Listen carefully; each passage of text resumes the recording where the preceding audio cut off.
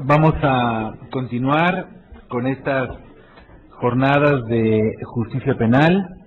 Me siento muy honrado de la invitación de los impulsores, de quienes han sido durante tantos años el alma de estas jornadas, de mis queridos amigos, de mi querida maestra, la doctora Olga Islas, y el doctor Sergio García Ramírez.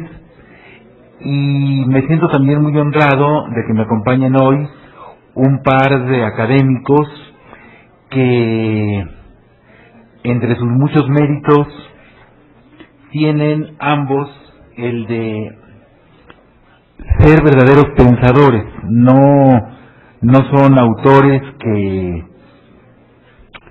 utilicen lugares comunes, que repitan los tópicos en boga, sino que han hecho investigaciones muy serias y han expuesto sus consideraciones basados en datos muy sólidos y siempre pensando, siempre sin atenerse sin caer en esa tentación de repetir por inercia lo que está de moda. En primer lugar, quiero presentar a mi derecha al maestro Guillermo Cepeda, que es profesor investigador del ITESO, miembro correspondiente de la Academia Mexicana de Ciencias Penales en el bellísimo estado de Jalisco y egresado del doctorado de este instituto. Entre sus obras quiero destacar dos de enorme importancia: Crimen sin castigo, Procuración de Justicia Penal y Ministerio Público en México, y ¿Cuánto cuesta la prisión sin condena? Son dos obras verdaderamente notables porque Guillermo no se queda en esas obras en el análisis de los textos legales, sino que con base en investigaciones que han implicado un enorme trabajo, porque la información que se tiene en México está absolutamente desorganizada y dispersa, ha investigado las cifras, por ejemplo, sobre la eficacia del Ministerio Público, o las cifras que tienen que ver con el costo de la prisión preventiva, y con base en esas cifras ha hecho críticas siempre muy sólidas, siempre muy justificadas y siempre orientadas a proponer soluciones que terminen con insuficiencias, ineficacias e irracionalidades en nuestro sistema de justicia penal. Guillermo Cepeda radica en la también hermosísima ciudad de Guadalajara, pero tenemos la fortuna de que con frecuencia nos visite en esta Ciudad de México, y siempre que hemos acudido a él para hacerle alguna invitación a estar en un foro como estos, él muy generosamente ha accedido. Queda con ustedes el maestro Guillermo Cepeda. Muchas gracias, doctor. Agradezco la invitación del Instituto de Investigaciones Jurídicas de la Universidad Nacional Autónoma de México, de la Academia Mexicana de Ciencias Penales, a los anfitriones del evento y que ya llegan al número 11 de las jornadas sobre justicia penal, al doctor García Ramírez, a la doctora Olga Islas. Muchas gracias por la invitación, y también agradeciendo el espacio para tener una mesa sobre el tema de seguridad pública, con una visión de sociología, de una visión de un análisis de un tema pues que nos ha robado la calma a los mexicanos ya desde hace varios años. Y bueno, presentaré muy brevemente, para no excederme del tiempo que se me ha fijado, ya en el documento que haremos llegar para la memoria del evento, vendrá con mayor desarrollo, pero estamos justo terminando, el 9 de diciembre terminamos la última sesión de trabajo de campo en los 5 estados que tienen más de un año con juicios orales, para ver qué problemas están teniendo en estas entidades, ver qué buenas prácticas se pueden documentar y probar si las hipótesis o las expectativas que se tienen sobre este cambio fundamental en nuestro sistema penal están alcanzando sus objetivos o no, para tratar de aprender de las cosas positivas y evitar las negativas a los estados que se sumen a este nuevo modelo procesal penal adoptado por la reforma constitucional de 2008. Y bueno, sobre todo porque es inquietante que, como el tema tan candente, el de la seguridad pública, se ha solicitado o demandado de la reforma procesal penal que nos devuelva la seguridad, la tranquilidad perdidas, y bueno, ver si es en la sala de audiencia donde se debe pedir la seguridad, o si hay en las instancias de policía, en la política criminal, en la persecución, en la prevención, donde podrían estar el lograr revertir esta tendencia lamentable, que también aquí en las presentaciones de mis colegas ilustrará el tema de la inseguridad. Bueno, ¿por qué se ha solicitado seguridad pública al proceso penal? Bueno, la ineficiencia del modelo anterior quedó en evidencia y se exacerbó los indicadores de ineficiencia del sistema penal a raíz precisamente de nuestro problema de inseguridad.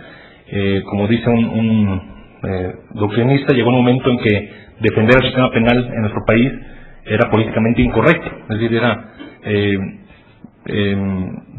cuando surge esta dinámica ya del siglo XXI delincuencial, vemos que nuestras instituciones tenían que bregar en contra de muchas dificultades para tratar de dar la cara y servir a la sociedad mexicana. Por eso, en un contexto de inseguridad, se demandó el transformar las instituciones penales.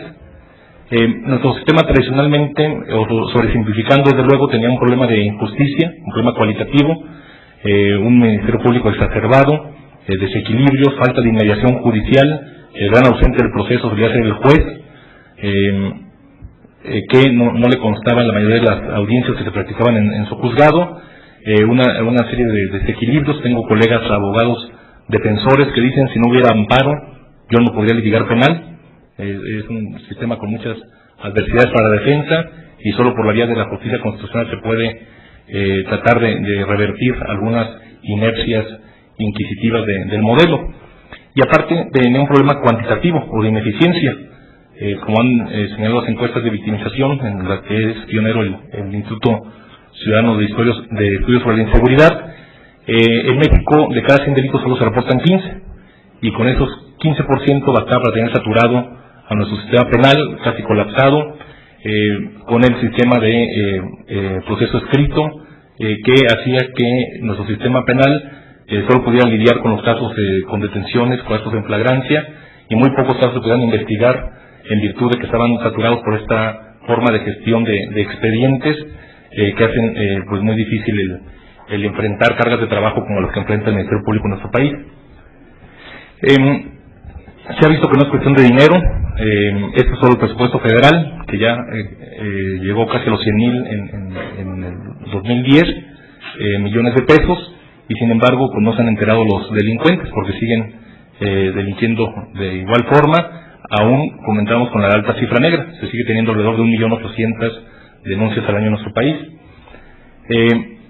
Un problema fundamental de esta gráfica me parece importante para la exposición, que muchas veces el sistema penal trata de manera monolítica al fenómeno delictivo, cuando hay una amplia gama de violencia y de intereses afectados con las conductas ilícitas, desde los conflictos incipientes, muchos de los cuales se inician entre vecinos, familiares, compañeros de trabajo, amenazas, calumnias, golpes que no implican lesión. También hay uno de cada 3 delitos que se denuncian en nuestro país, son delitos patrimoniales no violentos. Crimen organizado es el 13%, secuestro, asesinatos vinculados con el crimen organizado, tráfico de drogas, lavado de dinero, y con la violencia, el tema de homicidios intencionales que no están asociados con el crimen organizado, lesiones intencionales, violaciones, este tipo de delitos son otro casi 21%. Y hay un amplio espectro, y muchas veces nuestro sistema penal les daba una respuesta estándar a fenómenos muy distintos entre sí. parte de la reforma busca dar una atención diferenciada a estos problemas. En 8 años, en la década pasada, se duplicó el número de personas en prisión, y sin embargo no nos sentimos el doble de seguros. Alrededor de 230,000 personas están en prisión en nuestro país. Sin embargo, la incidencia delictiva se mantiene en niveles inquietantes, y la pregunta es entonces quiénes están en prisión. Dicen los criminólogos que aproximadamente el 5% de los delincuentes generan el 60% de los delitos más violentos y graves. Quiere decir que no estamos focalizando en ese sector. Las sanciones en nuestro país antes de la reforma eran 70% de las sanciones eran de menos de 3 años. Es decir, gran parte de los recursos estaban orientados a los delitos menores, la mayoría de ellos el robo, y la mitad de ellos, según estudios del CIDE, robos de menos de 1,000 pesos, y con eso estaba saturado el sistema penal. Después de robo, el delito más frecuente es el derivado de accidentes de tránsito, lesiones y daño en las cosas. Es el siguiente delito por el que más procesos penales salen en el país. Entonces, demasiados recursos dedicados a este tipo de problemas, desde luego para el que denuncia, su caso es el más importante en la Procuraduría, pero desde el punto de vista de política criminal, no siempre lo más racional que se dediquen 8,000 pesos de averiguación previa en promedio en competencia local, 12,000 pesos de proceso penal, para ver si tiene una bollona salpicadera de 4,000 pesos, o que incluso en ocasiones cuando por la tendencia de los catálogos de delitos graves se sufre la prisión, 140 pesos diarios de manutención del recluso, más los 80 pesos diarios que en promedio tiene que hacerle llegar a su familia para que sobreviva en prisión su familiar. También se le exige seguridad a la reforma porque la oferta política y las expectativas de la opinión pública fueron de eso. Los que promovieron la reforma la ofertaron como una posible solución a la inseguridad, y por eso ahora se les demanda resultados. Y la reforma del 2008 se presentó como una reforma de seguridad y de justicia. Tiene estas gotas de veneno del arraigo, estas figuras de la delincuencia organizada, la prisión preventiva para los delitos de delincuencia organizada, y la reforma del Sistema Nacional de Seguridad Pública, que se presentó como una reforma de seguridad y de justicia. Por eso está amalgamado y también se le fijan este tipo de resultados en un contexto de un crecimiento de la violencia en nuestro país, de homicidios intencionales que están ahí está hasta el 2009, pero ya en lo que va de 2010 estará muy cercano a 19 homicidios por cada 100,000 habitantes. Hemos retrocedido lo que se había alcanzado en nuestro país en más de una década. El proceso penal puede hacer algo por la seguridad. Ya lo ha dicho precisamente el doctor García Ramírez. No le pidamos a la justicia penal que haga lo que no hace la justicia social. Hay muchas cosas que deben de acompañar a un buen proceso penal: política social, política preventiva, el fortalecimiento institucional, que es fundamental en tema de crimen organizado, donde no puede florecer el crimen organizado si no hay al menos un grado de colusión entre agentes del orden y criminales. Entonces es muy importante el fortalecimiento institucional, derechos y atención a víctimas, planeación estratégica y política pública criminológica diferenciada. Cada tipo de estos delitos que vimos, alrededor de 8 tipos de delitos según su gravedad y la afectación a las víctimas de la sociedad, requiere una política criminal específica, con prevención específica, con población vulnerable también muy específica a la que hay que atender, una política de reinserción, mejorar la percepción, involucrar al Ministerio Público en las políticas de prevención local. El desarrollo organizacional es fundamental, el modelo de gestión, reingeniería de procesos, que todavía algunas veces la inercia nos gana. En el Estado de México se ha avanzado mucho en el tema del juicio oral, las audiencias se desarrollan en sede judicial de manera muy avanzada, en el sentido de que se realizan las audiencias, se está cumpliendo los estándares del ámbito de las reformas del plan acusatorio, y sin embargo se siguen fabricando, ahora les llaman carpetas de investigación, pero siguen siendo averiguaciones previas. Se sigue capturando los testimonios, todas las declaraciones, y es un modelo de gestión todavía en la averiguación previa que ya no corresponde con el sistema acusatorio, el nuevo sistema adoptado. Y desarrollar las sanciones distintas a la prisión. Muchas veces los jueces no imponen servicios a la comunidad porque desconfían del seguimiento, de la aplicación y realmente de la efectividad de esas medidas de retribución a la sociedad de algún daño causado. ¿Qué sí puede hacer el modelo procesal por la seguridad? Bueno, fortalece el contexto de un mayor respeto a los derechos humanos, ofrece una amplia gama de mecanismos procesales para realizar una mejor atención a cada tipo de delito. Y ahora no es necesario ir ante un juez para ver problemas derivados de un accidente de tránsito. Se puede llegar a una negociación, una conciliación y llegar a la misma sentencia que se va a obtener, pero quizás por un mecanismo simplificado. Igual los robos no violentos actualmente, cuando uno ve las audiencias en los temas de juicio oral y uno ve que la persona se robó tubería de cobre de una finca, dice, bueno, esto en otro estado sería prisión preventiva porque hay escalamiento de una morada habitada, ya son dos agravantes y se va a prisión preventiva. Y bueno, ahí se pueden sacar por otros mecanismos como la suspensión del procedimiento a prueba sin que se vea afectada la seguridad ciudadana. O también robos menores que en otros estados se sobrecriminalizan. De hecho, vamos a ver alguna evidencia de cómo se está aplicando. Ya decíamos, cada tipo de delito requiere un tipo de política criminal específica. En los 5 estados que hemos analizado, más Nuevo León, que tiene un sistema de juicios orales, aunque todavía los delitos más graves, la averiguación previa sigue realizándose en la forma tradicional. La prisión preventiva está bajando en estos estados, sobre todo es atribuido a todos los robos menores que se han dejado de sobrecriminalizar. Antes se barnizaban de delito grave con nocturnidad, horadación, escalamiento y implicaban la prisión preventiva. Ahora se canalizan a temas como suspensión de procedimiento a prueba, juicios abreviados y evitan la prisión. También como presos sin sentencia por cada 100.000 habitantes, todos los estados con reforma están por debajo de la media nacional.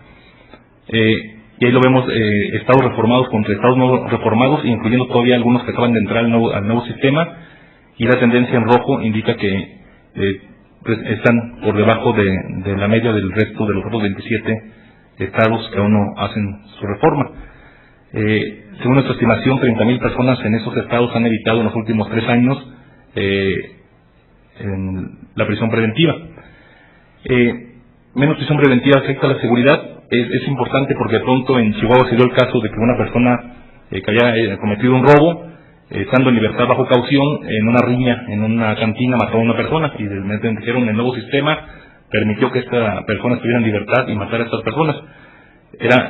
Fue importante decir, bueno, esta persona lamentablemente cometió un delito además de otra naturaleza, mucho más grave que el que lo tenía en proceso penal, pero hay 1.800 que están cumpliendo su libertad caucionada.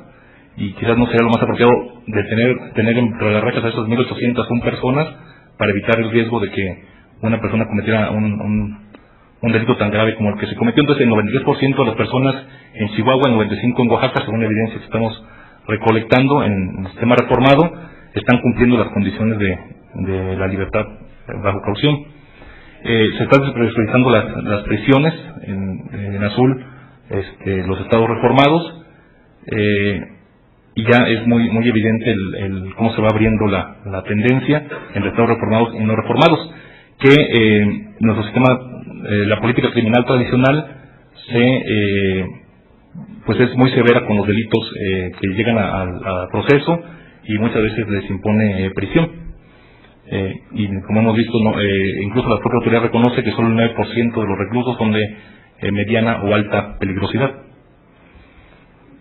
También se ha reducido lo que se llama el error judicial.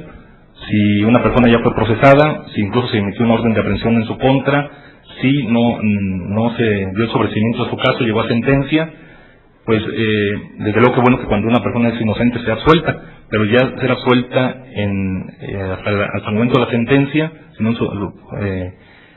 pues indica que al menos en 3 momentos distintos no fue bien valorado el caso. A nivel nacional es el 11% de absolución, ya en los estados reformados es menor del 7%. La efectividad promedio de resolución de las averiguaciones previas en nuestro país es de 21%, la mayoría quedan archivadas con las reservas de ley o pendientes de atención o prescriben, y solo las consignadas, las incompetencias y otras en las que se incluye perdón de la víctima y otro tipo de medidas autorizadas por la legislación para concluir un caso, suman 21%. En los estados con reforma están utilizando mecanismos de descongestión.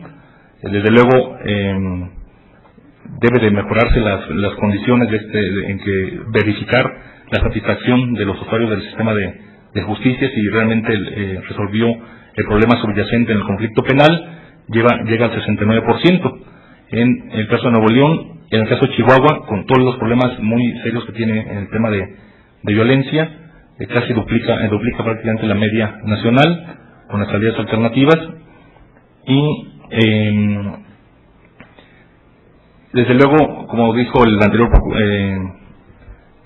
presidente del Tribunal de Chihuahua, en Chihuahua no hay condiciones incluso para una vida segura, menos para otro tipo de actividades. Cualquier sistema procesal estaría desbordado por la violencia. Los ministerios públicos nos señalan que los fines de semana que arrecian los asesinatos, las ejecuciones, pues tienen que contratar horas extras de los médicos legistas para incluso por ahí del martes ir terminando las autopsias pendientes del fin de semana. Sí, está desbordado una sociedad que en 2006 tenía 700 homicidios, ahora tiene 2.500. Estaría peor quizás con el antiguo sistema, porque 40 o 60.000 asuntos que se pudieron canalizar a la justicia alternativa, que se evaluaron por un centro de atención temprana y se canalizaron también a salidas alternas, estarían todavía como pasivo en los archivos de la Procuraduría. Se ha dicho que se ha convertido en una puerta giratoria, que incluso deberían de darles millas, porque pues están regresando tantas veces que ya son usuarios frecuentes del sistema. Es muy importante para nosotros documentar esta variable. Personas que han utilizado salidas alternas y han regresado al sistema, lo estamos preguntando en trabajo de campo, documentándolo. Es 1.8 en Chihuahua, 1% en Oaxaca, y cuando es un delito de la misma naturaleza ya no pueden aplicarse la salida alterna que se había aplicado. Esto se reduce la impunidad. Si de cada 100 delitos se reportan 15, si de cada 15 que se reportan se esclarecen 26, y si se logra poner ante el juez al 54%, la probabilidad en México de cometer un delito y ser puesto a disposición de un juez es de 2.1%. En Chihuahua, con todo el problema que se tiene, las encuestas indican que se denuncia más, se esclarece más los casos, y también hay ligeramente una mayor presentación ante los jueces. Entonces la impunidad es muy inferior a la media. El siguiente paso es, esta descongestión permite enfrentar mejor los delitos más graves, que también es otro de las expectativas de la reforma. Estamos también documentando esta parte, no solamente es procesal, también es de desarrollo organizacional, para romper la inercia que hay en el sistema actual y anterior de que los ministerios públicos prefieran ocuparse de los casos fáciles. Entonces, es muy importante poner incentivos para que esta descongestión del sistema se vaya efectivamente de los delitos más graves. Y bueno, sí, en Nuevo León, en Zacatecas, en Oaxaca, donde la impunidad era del 83%, en la zona de delito ya ha bajado al 60%, bueno, en un par de años ha logrado declinar, y está por debajo de la media nacional de la impunidad de homicidio, que es de 71%, la impunidad en nuestro país promedio para homicidio. En otros estados, como en Chihuahua, se debe de mejorar el modelo de gestión para dedicar más recursos a la investigación, a la protección de funcionarios y de testigos. En Chihuahua hay 750 ministerios públicos, han sido asesinados 14, 50 han renunciado. Entonces es muy importante, y eran de los más capacitados en áreas muy sensibles. Hay que fortalecer esta área. Menos casos llegan ante el juez, pero llegan por conductas más graves.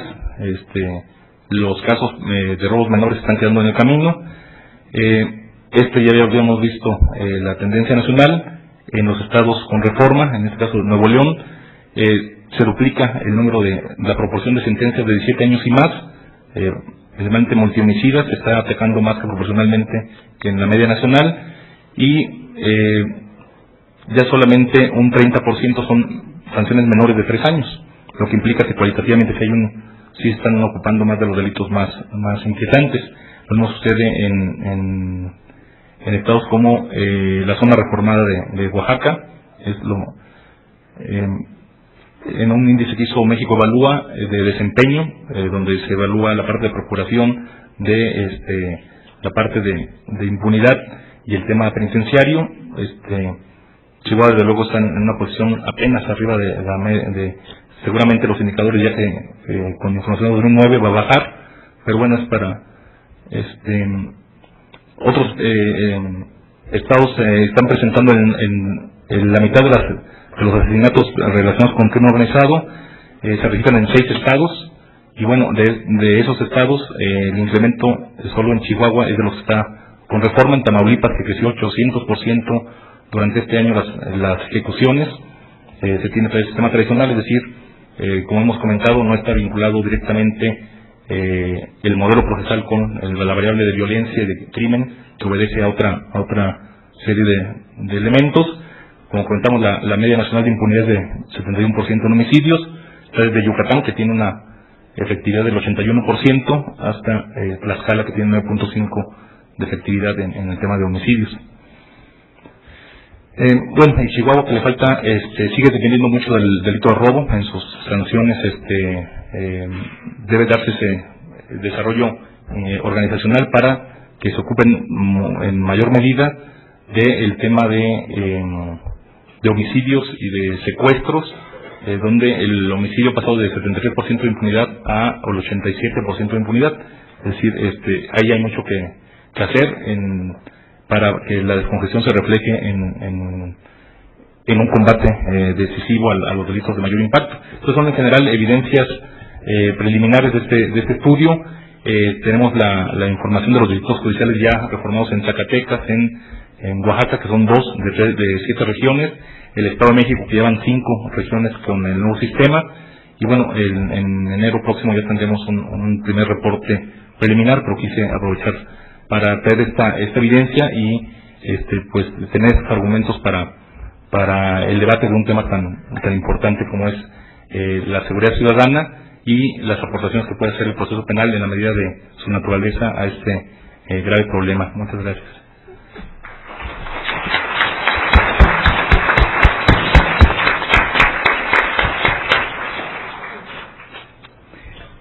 Es un tema de la mayor importancia porque hay estados que ya han puesto en marcha este nuevo sistema, estados que no han iniciado, estados que están en una fase incipiente y hay un plazo constitucional. Aprovechando el privilegio que me da ser moderador, me pregunto si es razonable esperar que un cambio en el juicio penal podría realmente incidir sobre el problema de la seguridad pública, porque finalmente el problema de la seguridad pública institucionalmente parece más depender de la actuación de las policías y del órgano de la acusación, y ya que finalmente quienes llegan a ser puestos a disposición de un juez lo son por la actuación de estas instituciones, policías y Ministerio Público, y el juez recibe a un acusado detenido, y si la proporción de obligaciones previas que concluyen con la consignación del detenido es tan baja, es difícil quizá pensar que el proceso penal oral, escrito, acusatorio, inquisitorial puede influir sobre la seguridad pública, puede influir sí sobre la calidad del propio proceso penal quizá. Vamos a escuchar ahora al doctor Fernando Escalante, que es licenciado en Relaciones Internacionales y doctor en Sociología por el Colegio de México, profesor del Centro de Estudios Internacionales del mismo Colegio de México, ha sido profesor de la Universidad de Chicago y del Instituto de Estudios Políticos de París, y entre sus libros hay 2 verdaderamente notables: Ciudadanos Imaginarios, un libro que cautivó a pensadores tan importantes como Héctor Aguilar Camín, ya hace rato me enteré que el doctor Sergio García Ramírez, y otro libro quizá menos publicitado, pero no menos profundo, no menos reflexionado, no menos lúcido, que es La mirada de Dios, estudio sobre la cultura del sufrimiento. Muchas gracias. Agradezco a ustedes su presencia, agradezco a los organizadores que me hayan admitido aquí, sobre todo agradezco a mi queridísimo, admirado amigo Luis de la Barrera que me haya invitado. Como sociólogo entre abogados me siento un poco in partibus infidelium, obligado a justificarme, de modo que voy a hablar básicamente sobre eso, en qué o cómo lo que yo puedo decir o lo que podemos saber en el campo de la sociología puede resultar útil también para el derecho penal y en general la administración de justicia en el problema concreto de la inseguridad que nos viene preocupando en los últimos años. Y voy a hablar en particular de 2 o 3 asuntos: el problema de las fuentes, los métodos, qué se puede saber desde la sociología y qué tan útil es, y después concretamente con algunos resultados del estudio concreto que llevo haciendo un par de años sobre el perfil estadístico del homicidio en México de 1990 hasta este 2010, en fin, donde creo que hay algunas cosas que pueden ser útiles. Lo primero que tengo que decir muy simple es que el delito, como cualquier otro hecho social, sigue pautas. Es decir, que si se sabe mirar, en el delito hay regularidades que son significativas. Por supuesto, el problema consiste en saber qué cuenta como una regularidad, es decir, qué clase de reiteración forma una pauta. ¿Cuáles son aquellos rasgos, aquellas características reiteradas que me resultan reveladoras para entender la naturaleza o las causas del delito? Insisto, parece una obviedad, los hechos sociales presentan regularidades. Los homicidios suceden más de noche que de día, bien, más entre jóvenes que entre adultos, bien, más entre hombres que entre mujeres. ¿Cuáles de esas regularidades son significativas? Me dicen algo útil para la procuración o para la administración de justicia. Es problemática también esa encrucijada, las regularidades del delito, porque si las regularidades sociológicamente relevantes bastaran para explicar el delito, jóvenes, desempleados de menos de tal edad, viviendo en ciudades de estas características, con este hacinamiento, etcétera, etcétera, tienden a ser violentos. Si la regularidad sociológica bastara, entonces sería muy difícil imputar responsabilidad individual, porque la sociedad sería la causa del delito. Pero por otra parte, sin el reconocimiento de esas pautas sociológicas, mi impresión es que nuestra comprensión del delito es por lo menos precaria. Ahora bien, es un trabajo que hay que hacer permanentemente e incluso revisar permanentemente. Los patrones del delito, salvo en algunos rasgos muy básicos, cambian con el tiempo. Y hay, por otra parte, correlaciones espurias, regularidades más o menos genéricas, pero que terminan arraigando en el sentido común y que son uno de los principales estorbos para entender el fenómeno social del delito. Correlaciones espurias como, por ejemplo, aquella entre pobreza y delincuencia. En particular, en lo que se refiere a delitos violentos, la correlación no existe en absoluto, desde luego en México para nada. ¿Cuál es el problema? Una pauta, como las que me interesan a mí, las que yo trato de buscar en la sociología, una pauta, una regularidad significativa en los delitos, dice algo acerca de las causas del delito y por lo tanto dice algo acerca de qué nos convendría como legislación, como castigo o como política criminal. Y por supuesto, el problema es que no sabemos de antemano qué regularidades son significativas, dónde tiende a suceder más un delito o por parte de qué grupos de población tiende a cometerse más un delito u otro. Y el problema en México se agudiza porque no tenemos ni siquiera la estadística básica para identificar las pautas. Las fuentes de información que tenemos para la comisión de delitos son verdaderamente muy pobres en el mejor de los casos. ejemplo, la estadística básica que nos da, con todas las dificultades que pueda tener la Procuraduría General de la República, proviene en su mayor parte de las procuradurías de los estados, sobre presuntos delitos denunciados ante las agencias del Ministerio Público. Bien, esta información nos la dan, lo saben quienes han trabajado con esto, nos la dan normalmente agregada a nivel estatal. Homicidios en Chihuahua, robos en Aguascalientes, en Chiapas. Información en nuestro país, información agregada a nivel estatal es perfectamente inútil. Nos dan una cifra donde nos habla de los homicidios que sucedieron o en Ciudad Juárez o en la Sierra Madre, en Chihuahua. Bueno, es que eso no me dice nada.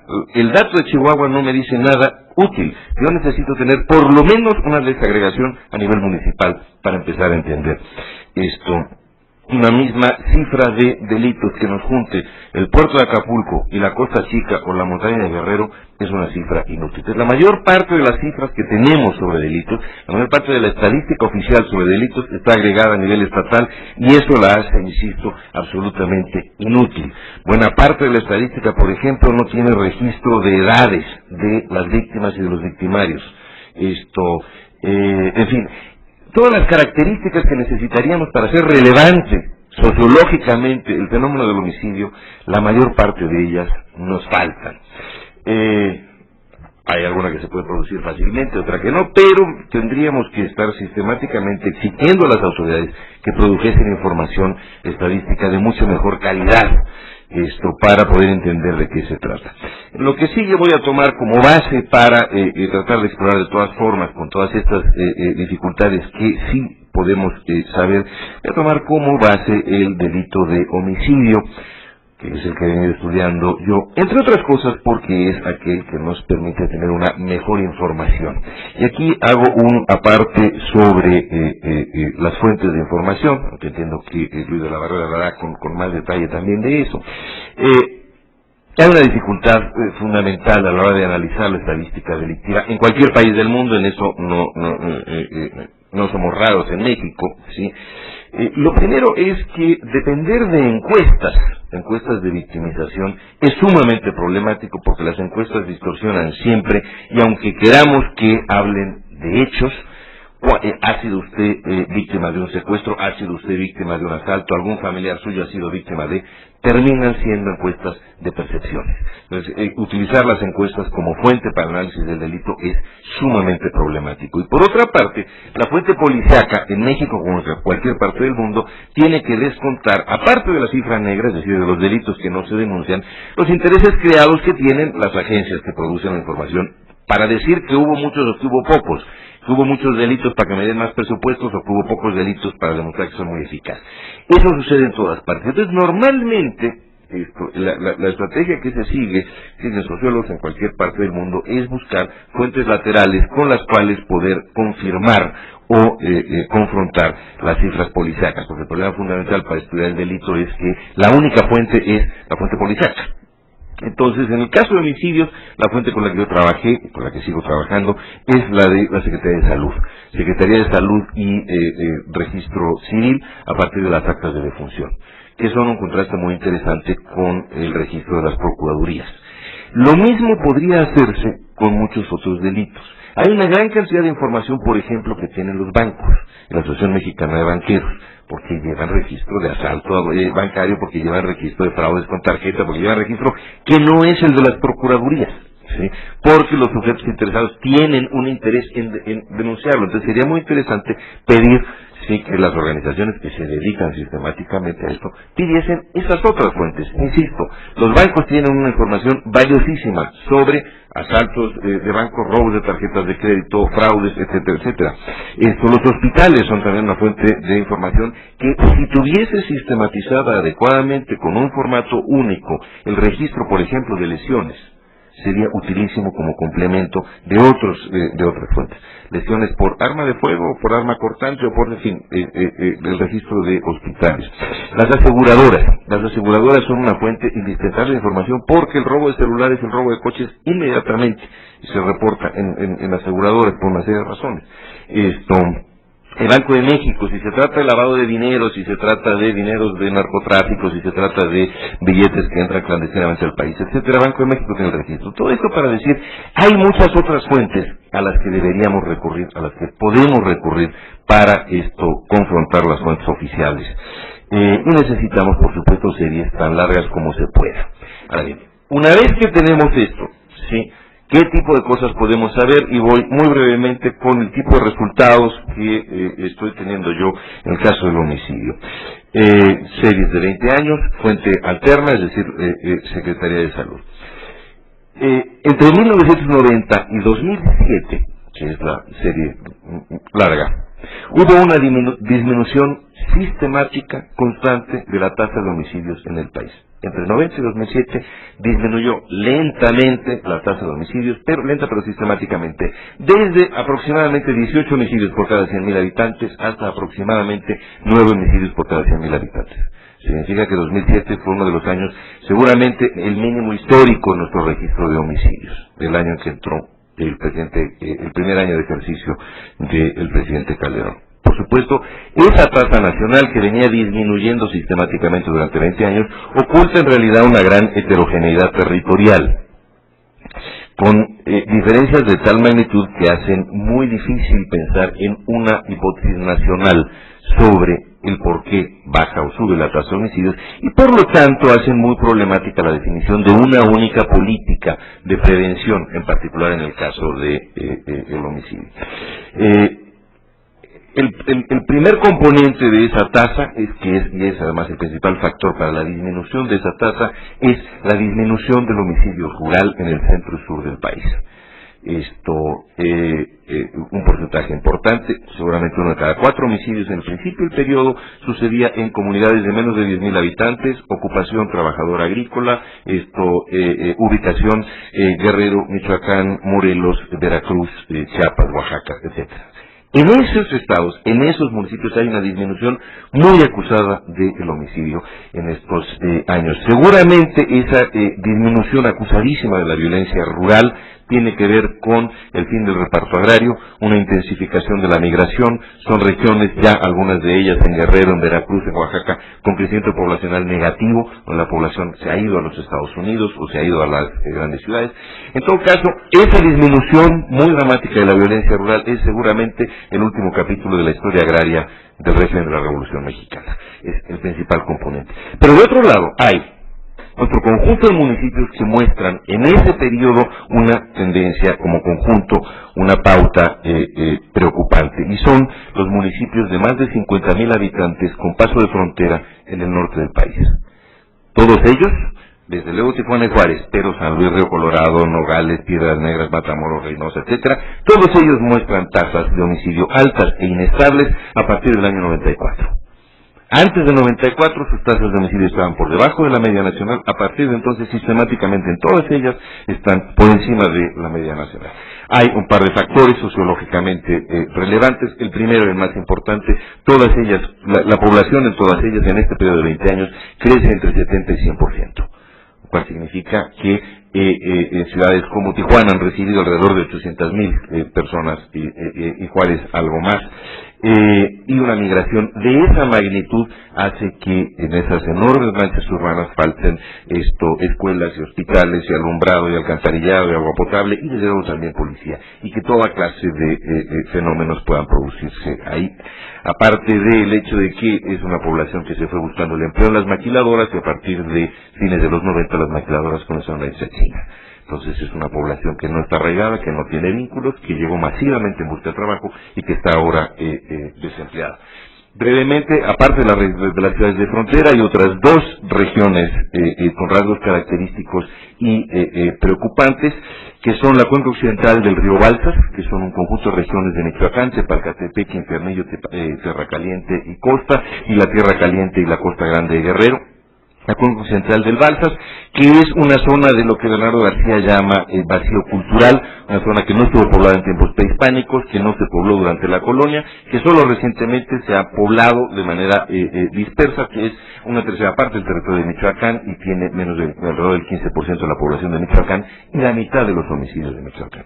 El principal factor que explica eso es el aislamiento. Es una zona donde no hay una sola carretera que atraviese la Tierra Caliente. La última es la que llega al municipio de Pungarabato, esto lo saben ustedes, a Ciudad Altamirano, y de ahí baja a Ixtapa. Ninguna carretera de primer orden cruza la Tierra Caliente. Es una incomunicación, esto que seguramente explica eso. Lo mismo que lo explicaría en la parte más alta de la Sierra Madre Occidental, que es la otra región problemática, entre Durango, Sinaloa y Chihuahua, una veintena de municipios, donde lo saben ustedes, la única comunicación por tierra es el Chihuahua Pacífico, es decir, un ferrocarril porfiriano. Es una zona en la cuenca del río Chinipa en particular, donde los pocos coches que hay llegaron en tren, porque no es posible llegar por tierra. La incomunicación explica que esa pues una zona, por supuesto, de cultivo de drogas, de la elaboración de drogas, y también de altas tasas de violencia por la ausencia del Estado. Entonces, ese perfil territorial sugiere que son necesarias políticas de prevención muy distintas. ¿Sí? Por cierto, hay perfiles de edad y de género, etcétera, esto si les interesa podemos abundar en ello, que confirman que son regiones muy distintas, que lo que está sucediendo en las ciudades de la frontera norte no tiene nada que ver con lo que sucede en estas dos regiones, aunque haya tasas de homicidio muy altas en los dos casos. Lo que me hace obvio a mí es este panorama territorial del país, con el centro-sur disminuyendo la violencia, la cuenca del Balsas y la parte alta de la sierra subiendo, las ciudades de la frontera inestable, es que las explicaciones genéricas sobre la violencia, sobre la delincuencia, no tienen mucho que ver con lo que sucede en este país. Ahora bien, a partir de 2008 se produce un cambio cataclísmico en la tasa nacional de homicidios. Llevaba 20 años bajando de 17 a 9 por 100.000 habitantes, y en 2 años sube de 9 a 15 y de 15 a 20. El año 2009 es, hasta ahora, de lo que tenemos registro, el año con el mayor número de homicidios en números absolutos en la historia del país. Tenemos que irnos a la Revolución Mexicana para encontrar un número suficiente. Ahora bien, ese movimiento estadísticamente es absolutamente improbable. Lo que sucede es que un cambio tan drástico en la tendencia y con ese volumen requiere una explicación coyuntural. No son factores estructurales los que pueden explicar ese paso de 9.000 homicidios a casi 20.000 homicidios. Y por otra parte no es algo que habíamos dejado crecer. El problema de la violencia no era un problema que venía subiendo, sino que sube drásticamente, con una geografía que no ofrece sorpresas. Sigue siendo la cuenca del Balsas, la parte alta de la sierra, la frontera donde hay los mayores problemas, pero los números cambian y mucho. Tanto en Chihuahua como en Durango, en Sinaloa, en Guerrero, en Michoacán. La explicación coyuntural más socorrida es la competencia entre bandas de contrabandistas de drogas, hasta donde yo puedo verla, y por las regiones en donde yo puedo verla, es un factor, pero no el factor decisivo. Si el Chapo le pega a la Tuta y la Tuta le pega al Barbas, esto no produce 42.000 muertos, que es lo que llevamos en los últimos 3 años. Si se mira con atención, aparte de los pleitos del narco, hay muchos otros problemas que explican el movimiento de la tasa. Hay problemas agrarios en la Huasteca, hay nuevos problemas agrarios en la montaña y en el centro y norte del estado de Guerrero. Hay problemas con delitos ambientales en el centro y en el sur del país, aparte de las guerras de pandillas. Mi impresión es que hay dos clases de problemas fundamentales que desatan esta inercia.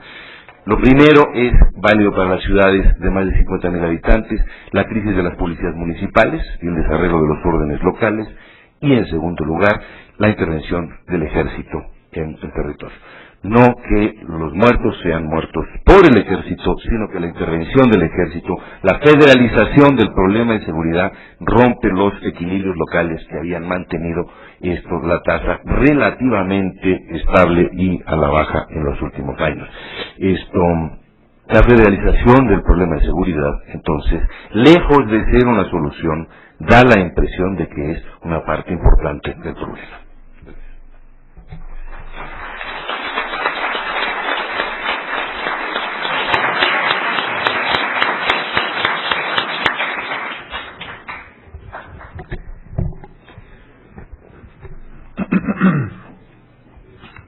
Esta breve exposición del doctor Escalante es la mejor invitación para estar esperando este estudio que con el rigor que le caracteriza en la indagación de datos y en el análisis de los datos y en las conclusiones seguramente será un estudio muy importante respecto de esta tragedia que estamos viviendo.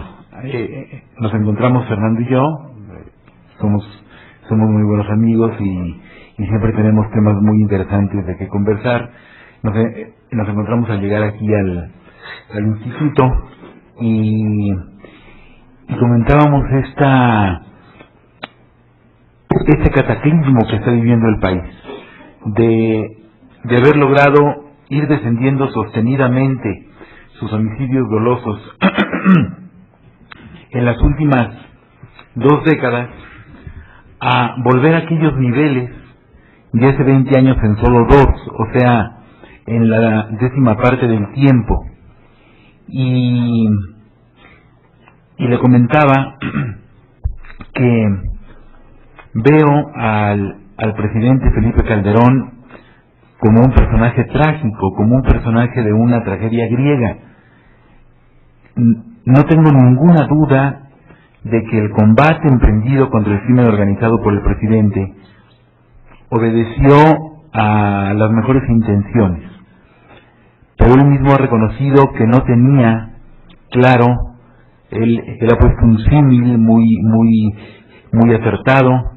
Se abrió el cuerpo del paciente pensando que el mal que tenía no era tan grave y se encontró con que el cáncer había invadido todo y era prácticamente un enfermo perdido, y entonces es una lucha que busca revertir un fenómeno de inseguridad. Y lo que ha sucedido en los últimos 3-4 años, no solamente con el homicidio, sino con el secuestro, que a partir del inicio del sexenio ha crecido de una manera desmesurada, y con las extorsiones, es algo verdaderamente trágico, es algo que resultaba todavía hace pocos años impensable en nuestro país. Cuando Fernando Escalante hace un poco más de un año publica en Nexos un ensayo muy importante sobre este estudio que está haciendo de los homicidios, se lee ahí un tono muy optimista. Los homicidios están bajando. En el momento en que lo publica un malado, quiere que ese artículo tan importante, tan bien sustentado, en poco tiempo quede desactualizado, porque al día siguiente de que ese artículo se publica, los homicidios empiezan a crecer. Y para medir la inseguridad que estamos viviendo, no solamente hay que ver las cifras de los delitos más graves, el homicidio, el secuestro, las extorsiones, sino un segundo componente de la inseguridad, porque la inseguridad tiene por lo menos 2 componentes. Uno es el crecimiento de los delitos, sobre todo de los delitos más graves, y el otro es la sensación de los ciudadanos de que ante ese incremento, ante esa proliferación, se encuentran indefensos. Seguramente todos conocen lo que sucedió hace pocos días en un rancho ubicado a 15 kilómetros de Ciudad Victoria. Unos pistoleros llegan al rancho y le ordenan al dueño que se los entregue. Le dan un plazo de 24 horas. Es decir, es un acto de violencia brutal. Te vas a ir de tu rancho por el que has trabajado durante toda tu vida, tienes un plazo de 24 horas, y si no, tú sabes a qué atenerte. Es la manera en que actúan las bandas que se saben impunes y que se saben temidas y que saben que nadie es capaz de enfrentarlas. Una vez que se retiran los delincuentes, don Alejo, un hombre de 77 años, aficionado a la caza, les pide a sus empleados que no se presenten a trabajar al día siguiente y se parapeta en la casa, en la casa del rancho. Coloca armas cerca de las ventanas. ¿Qué armas? Las armas que él utilizaba en la cacería. Y cuando llegan los delincuentes a las 4 de la madrugada en varias camionetas y exigen que alguien salga para hacer la entrega del rancho, nadie sale. Entonces ellos, para intimidar, tiran ráfagas de metralleta al aire, y en ese momento uno de ellos cae abatido. Desde dentro, don Alejo, que está solo en la casa, solo, absolutamente solo, ha abatido a uno de los delincuentes. Después cae otro, y otro más, y otro más, hasta llegar a 6 delincuentes abatidos, de los cuales 4 pierden la vida. Los que quedan, que son muchos, se dan cuenta de que la batalla es una realidad, de que la entrega del rancho no se va a hacer pacíficamente, y suponen que dentro de la casa hay un ejército de trabajadores del ranchero peleando contra ellos y dispuestos a dar una pelea muy en serio. Tienen armas muy superiores y tienen granadas que arrojan contra la casona, y el viejo ranchero sigue resistiendo, sigue disparando, pero los otros, los delincuentes, eran muy superiores en armamento, eran muy superiores en número, y don Alejo tuvo que sucumbir como un héroe de una película del viejo oeste cinematográfico. ¿Quién iba a pensar que veríamos en las páginas de los periódicos, en las notas de los noticiarios, que veríamos una escena del cine más épico, del viejo oeste cinematográfico, del viejo oeste mítico? ¿Quién diría que lo estaríamos viendo a unos cuantos kilómetros de donde vivimos? ¿Por qué don Alejo no entregó el rancho? He leído comentarios que dicen, bueno, porque le tenía un amor al rancho más que su propia vida. No, porque prefirió jugarse la vida a sabiendas de que no tenía posibilidad alguna de victoria, él solo contra una pandilla de delincuentes bien armados y sin escrúpulos. Prefirió jugarse la vida y perderla antes que ser pisoteado. Es decir, es un ejemplo de dignidad. Segunda pregunta: ¿por qué no acudió a las autoridades a denunciar el delito y a que lo ayudaran? Finalmente los delincuentes le dieron 24 horas, tiempo suficiente para que él fuera con las autoridades y las autoridades estuvieran allí cuando llegaran los delincuentes y cumplieran con su deber. Porque había presentado ya su denuncia reiteradamente de que estaba siendo amenazado y nunca fue atendido por las autoridades locales. ¿Por qué no fue entonces con las autoridades federales? Porque quizá no cualquiera puede llegar fácilmente a ser una autoridad federal. Si no se tiene un cierto nombre, una cierta fama pública, una cierta posición política o económica, quizá no sea fácil. Don Alejo era un hombre muy respetado y muy querido en su región, y entonces quizás sí podía llegar a las autoridades federales, y entonces no les tuvo confianza tampoco a las autoridades federales. Incluso pudo pensar que el hecho de que él hubiera denunciado anteriormente las amenazas de que estaba siendo víctima pudo haberse traducido, pudo haber ocasionado que se le diera aviso a los delincuentes y que estos entonces apresuraran su exigencia de que dejara el rancho. Este ejemplo es, desde mi punto de vista, tan significativo como las cifras atroces que hemos escuchado hace un momento de la inseguridad que se está viviendo en regiones vastas del país. El Estado de Derecho surge históricamente para brindar un grado razonable de seguridad pública a los habitantes,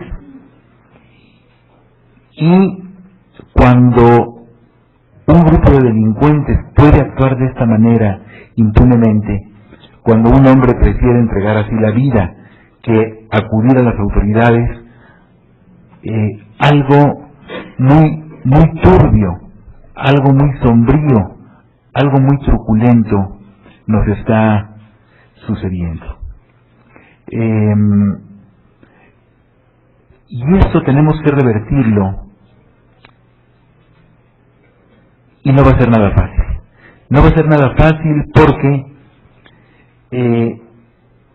la situación que se está viviendo no es una situación como la que se podría vivir cuando se lucha, como en España, por ejemplo, contra una banda terrorista, que está políticamente vencida y policíacamente también, aunque de vez en cuando hay algún golpe.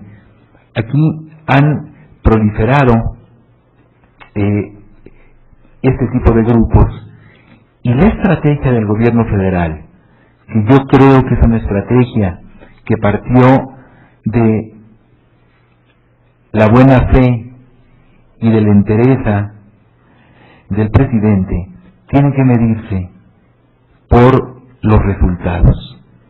Es decir, que si yo tengo que bajar de peso y soy muy estricto con mi dieta, pero estoy subiendo de peso cada que me subo a la báscula, algo está fallando.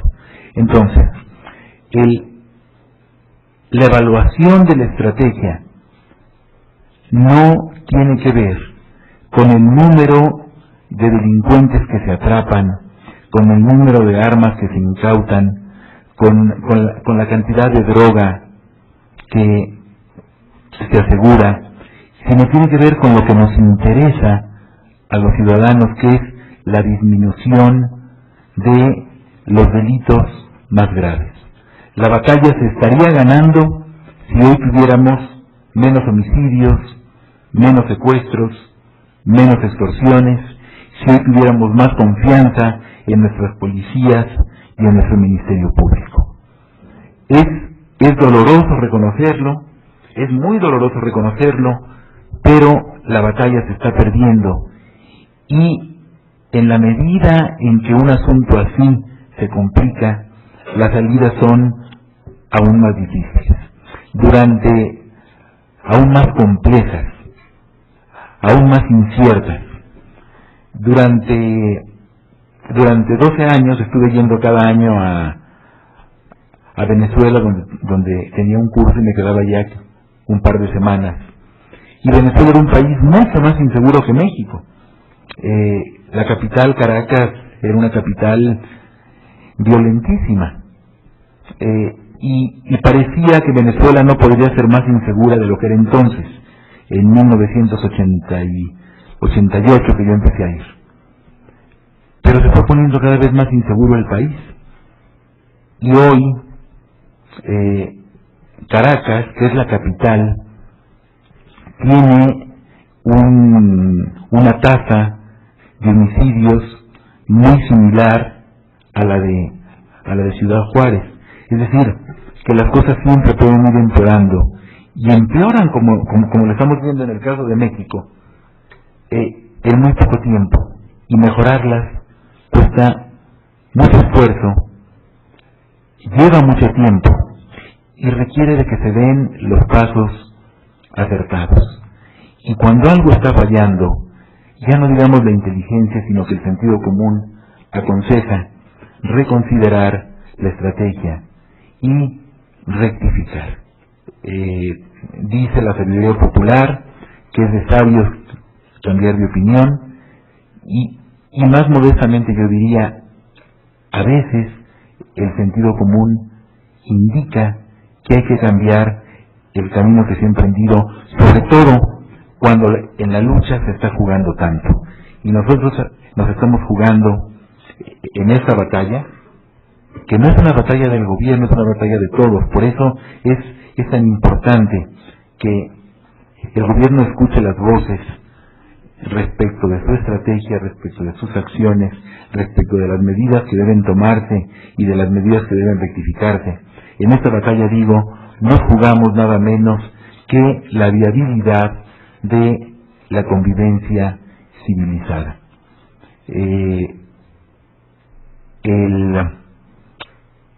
El optimismo no es fácil en condiciones así, pero tampoco hay un problema social que no tenga solución, que no tenga salida.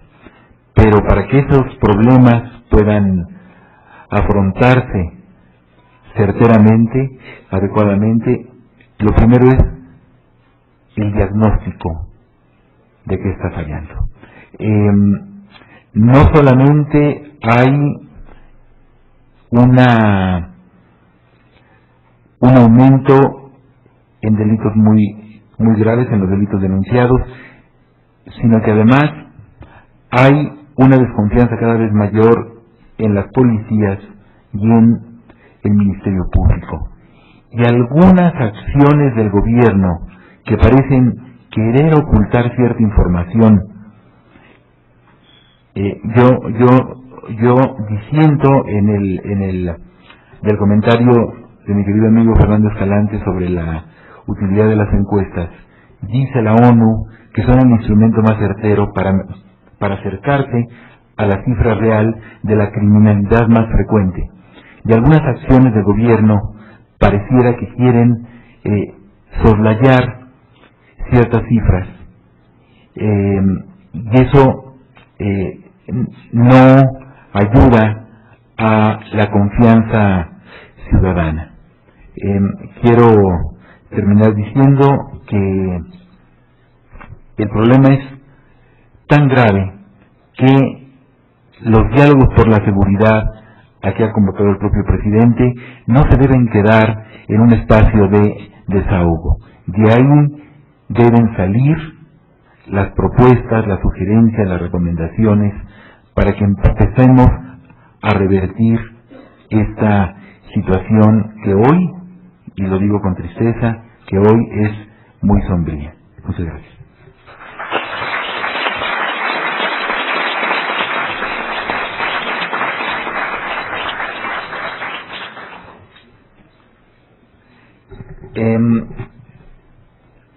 Pasamos a la sección de las preguntas y respuestas. Guillermo Cepeda ha recibido una buena cantidad.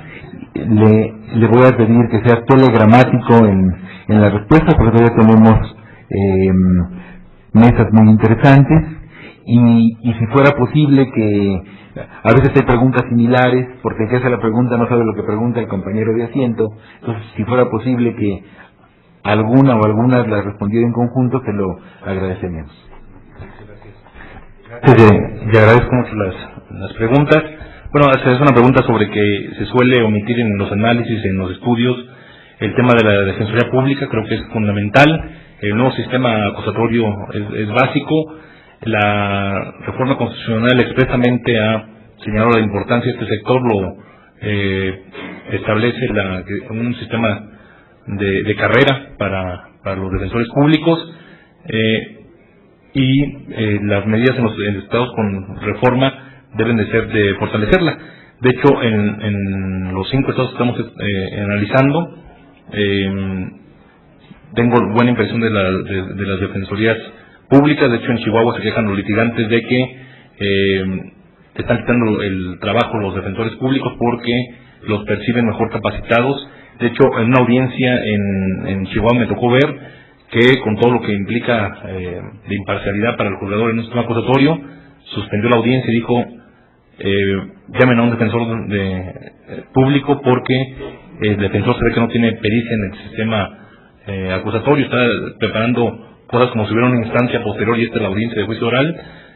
Traigan por favor porque no está metiendo ni las manos, y con toda la pena profesional que implicó para él, trajo al defensor público y suspendió la audiencia porque no para que se hizo el movimiento de fecha para que se pudiera empapar del caso.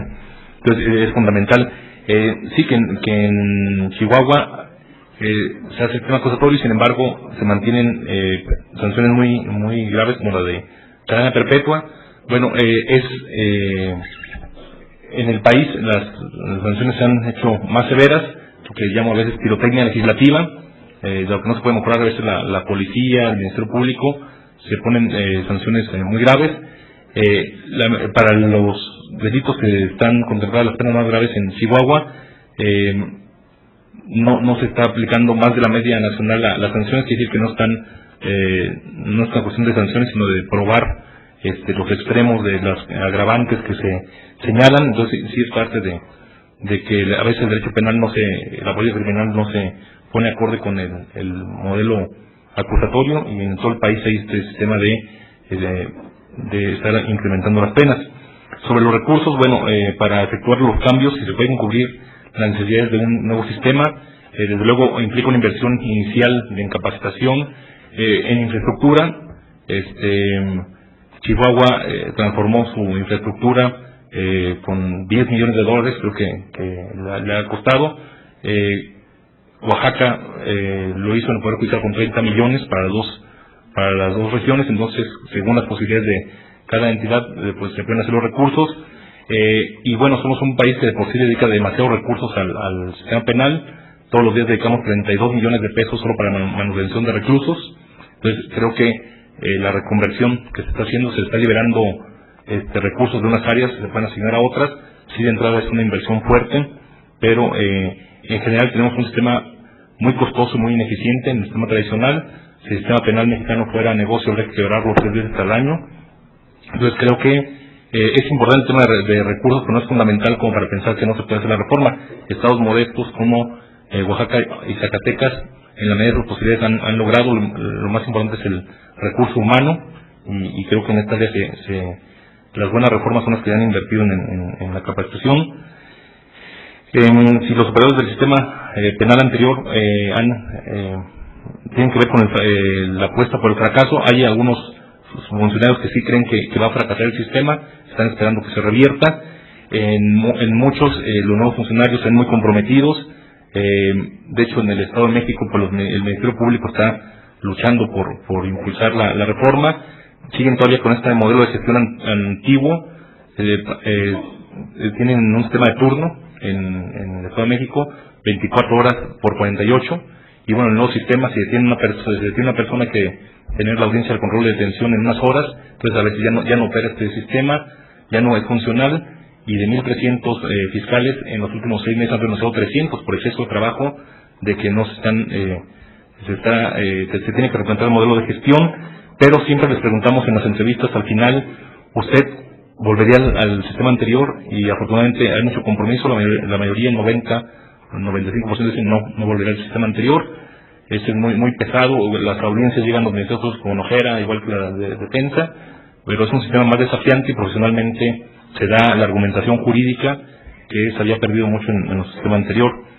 Que sí es cierto que en Chihuahua se suspendieron los juicios orales. Sí, las nuevas autoridades han planteado el que se va a revertir alguna parte de la reforma.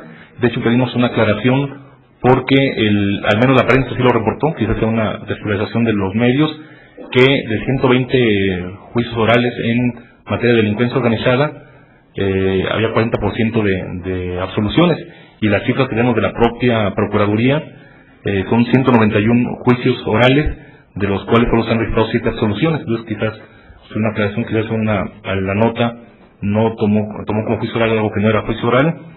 Entonces pero sí hay una crítica de las nuevas autoridades que señalan que el nuevo sistema no estaba funcionando o generaba impunidad, pero al menos las cifras oficiales de las nuevas instancias no corresponden con eso, pero sí hay esa tendencia de las nuevas autoridades.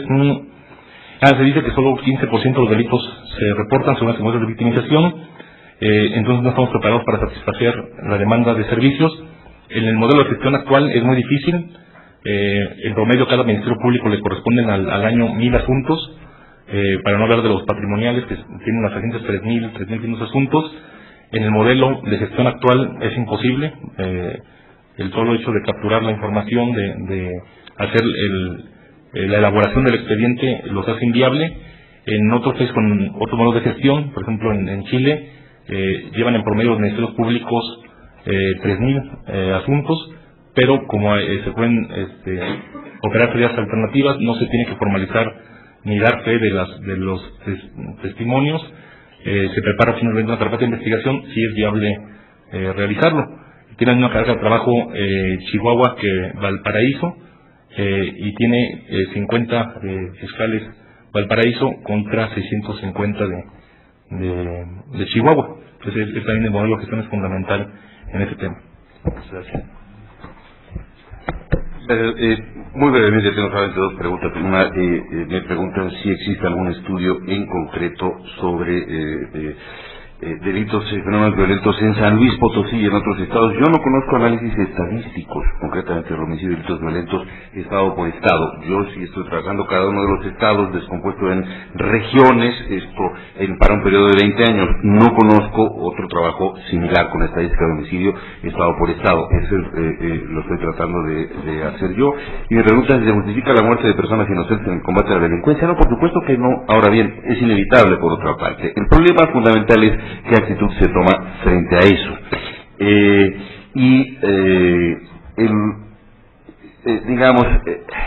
Lo más desagradable, lo más preocupante que puede suceder es oír, por ejemplo, al secretario de la Defensa referirse a eso, a los civiles víctimas de fuego cruzado en un enfrentamiento, referirse a ellos como daños colaterales. Como saben ustedes, daño colateral es una expresión que utiliza el ejército estadounidense para hablar sobre los iraquíes que se mueren cuando ellos invaden Irak. Es la expresión de un ejército de ocupación.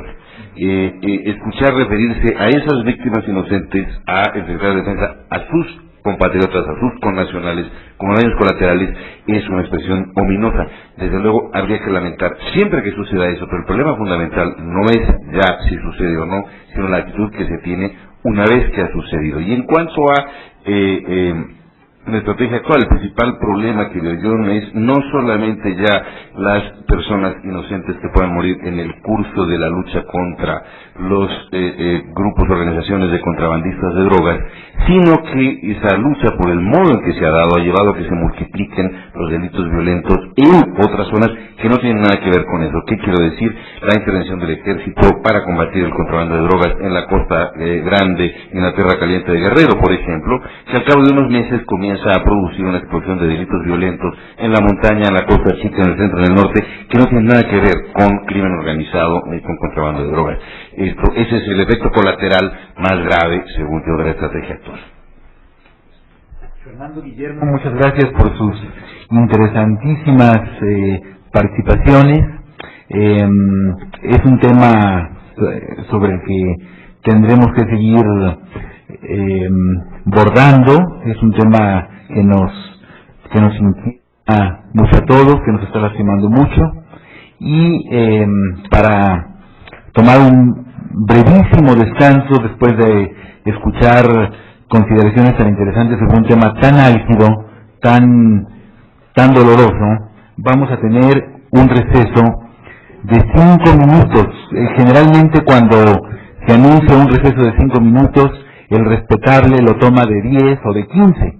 Entonces yo le suplico que el receso sea exactamente no de 6 o de 5 y medio, sino de 5 minutos. Muchas gracias.